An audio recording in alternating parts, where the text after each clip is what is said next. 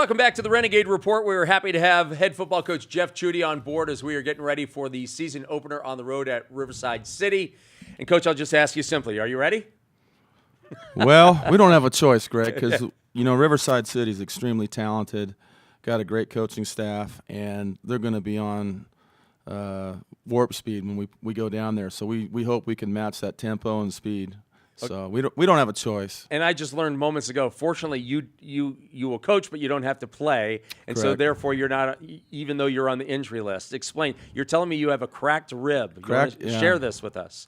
Cracked a rib 2 weeks ago today. Unfortunately, I didn't move as fast as I needed to, and I got flipped over. And next thing I knew, I had felt like I had a cracked rib. And I told everybody, man, it feels like my rib's broke. And I went to the doctor the following Monday, which I had 5 days of no sleep, and had an X-ray. And Dr. Tibnon calls me up from surgery and goes, "Yeah, you got a fractured rib. At least your lung's not punctured and your neck doesn't hurt." So that's good, I guess. I mean, there's good and the bad. Full sarcasm from the doctors. Always yeah, good always. to ease the Dr. pain. Tibnon's he's a peach. Yeah. So a guy ran into you, right? Is that what it was? We don't want to name names, but a guy ran into you, right? That wasn't good for him. Did he drop on the depth chart? That wasn't good for him. That wasn't good for him.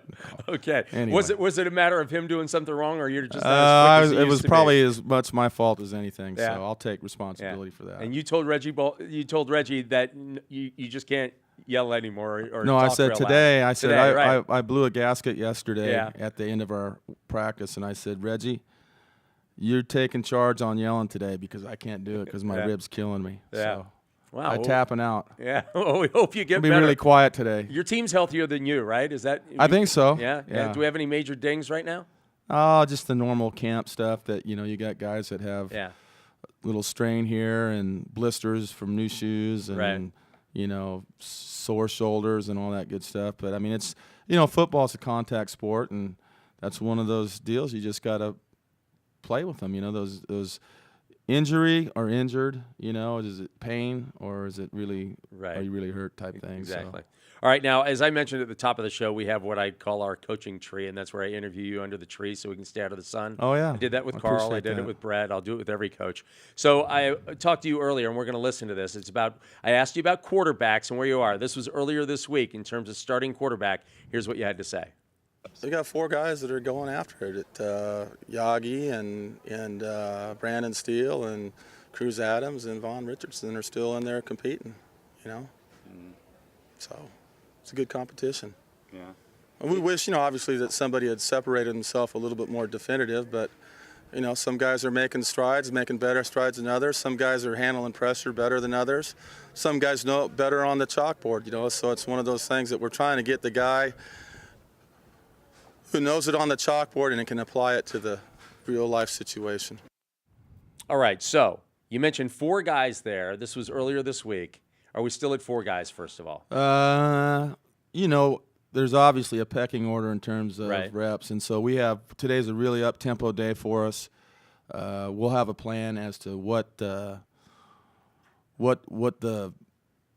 person number is on Saturday. We'll have a plan after practice today, and so that's really what I. And today you have 2-minute drill, right? Yeah, we do a 2-minute. Well, we do more. We have a high tempo 2-minute offense drill against the defense, and then we have a couple other 11-on-11 situations. We do a blitz period, so we'll make a plan. We have a plan, and we'll make that decision after today. So there we go. We're on to Riverside. All right. So having said that, before we talk to Coach a little bit more about the roster and basically some position breakdowns and things of that nature, the 4 quarterbacks, and I'm going to take them sort of like one by one, Coach, and ask you just give me an attribute or two about each of these guys, and start off with Yagi. You told me Yagi. So what about Yagi? Tarek is, a guy that gray shirted for us last year, has good leadership presence, is a student of the game, and he's getting better every day.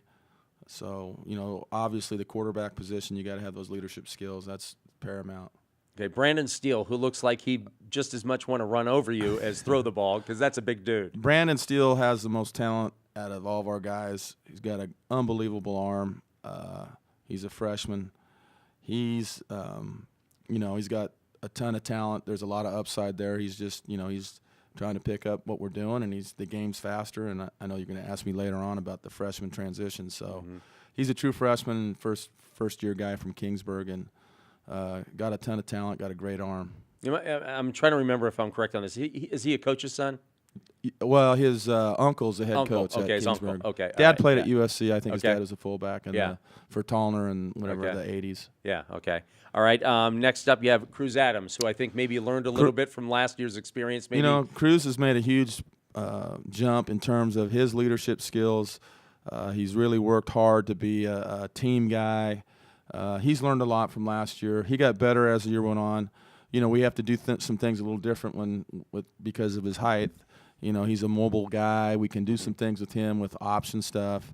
But he is, you know, he's certainly improved on a lot of the areas that he needed to improve on. And speaking of height, Vaughn Richardson, who I think has grown since the show started. Yeah, that guy's he's like a weed. And he's a guy unlike Cruz, who saw the field. He gray shirted last year. What about Vaughn? He's like Tarek. He gray shirted last year for us.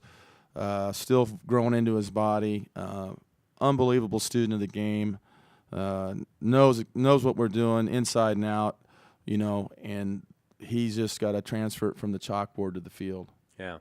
So when we talk freshmen, high school to junior college and the transition there. Now, I'm sure this answer differs from position to position, but what are some of the tough things for kids to come straight out of high school, boom, to your campus? What have you noticed that's the toughest things for most kids? Well, I think that one of the things is the attention for detail, you know, that we require them to have really laser-like focus, and it's the little things, you know, what foot's up, tilted in, first step, eye progression. You know, they get we don't try to overload them. We try to keep it as simple as possible, you know, but the attention for detail is really critical. And then obviously the speed of the game is so much different, and there's so much going on. You know, they're learning new offense, new defense, new terminology, and we do so much more from a package perspective, offensively and defensively. You know, we're a pro-style offense, and we have a ton of personnel groups. You know, usually those guys in high school, the same guys were on the field the whole time, and they played a couple coverages, or offensively, you know, they had a pretty condensed package, and so I think just you put it all together, and there's a lot of moving parts going on in a short period of time, and it's coming at you really fast. They're bigger, faster, stronger people that you're doing it against. Yeah. So the fine line, as you said, you try to keep it simple because as a coach, they have to have the knowledge, but you don't want them thinking on the field. You want them playing on the field. No, they got to play fast. I mean, and so we keep it. We hope we keep it as simple as possible. We hope we're as consistent as we can be with the things that we're doing from an offensive perspective and a defensive perspective. We don't like to have 1,000 different rules, you know. So it's in this case it's this, but something else it's that, because you know you don't want guys to stand there and be paralyzed from thinking. They got to move fast. So it's that old keep it simple, stupid KISS, you know, deal. Right. And you just don't want guys with their feet in the ground. You don't want them killing the grass, as Coach Bowser or Coach Damon would say. Yeah.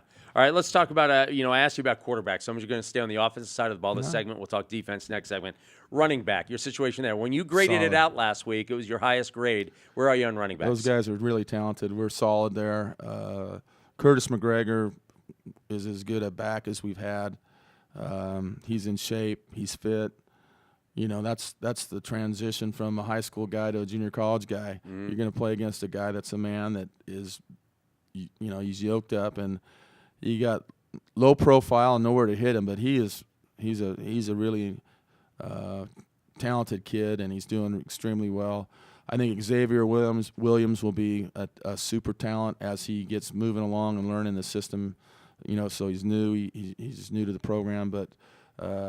You know, we've got a little guy, Crump, from South High School, who's a little exciting guy. You'll see him all over the place. And then you got, you know, Triton Douglas, who we move all over the place. He was an all-conference. Actually, they considered him as a tight end. He's really a fullback, H-back guy. So he gives us a lot of depth and experience there. You know, you put Triton and Brandon in the same backfield. That's a lot of beef. Oh, no question. Yeah.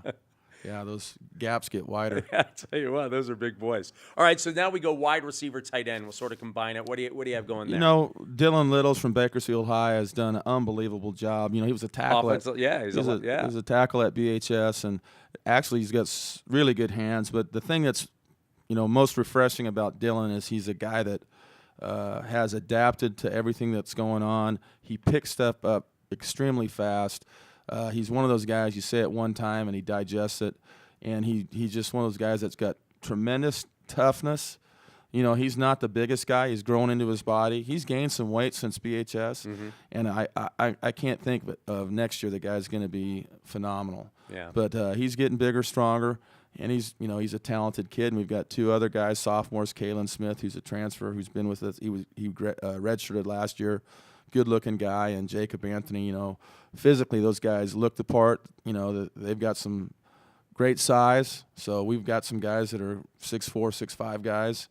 I think, you know, the shortest guy is 6'4". So got some size there. We just got to get between the years. We got to get rock solid there, and so that's the challenge with a couple of those guys. Yeah, and with Dylan, you look at his body. Even when he was in high school, you say that guy can play outside. I mean, and Paul Gola said as much. I remember him saying they once threw a tackle eligible to him. I hate to call him out. Asani overthrew him, but he was wide open. Well, and the kid is an athlete. Asani's a veer guy, veer option guy. So yeah, throwing it, he can throw it sideways, but throwing it vertical, that's foreign to him. All right, so you got the running backs you love, and you're all happy, but you got to have an O-line. So what do we have there? Yeah, I think our O-line's going to be good. As you know, O-line, the toughest thing about that is you got to have 5 guys working together in unison, and it's like synchronized swimming. Those guys are getting better every day. You know, the biggest fear is the injury part. You know, we don't have a lot of depth there, but I like the work ethic of those guys.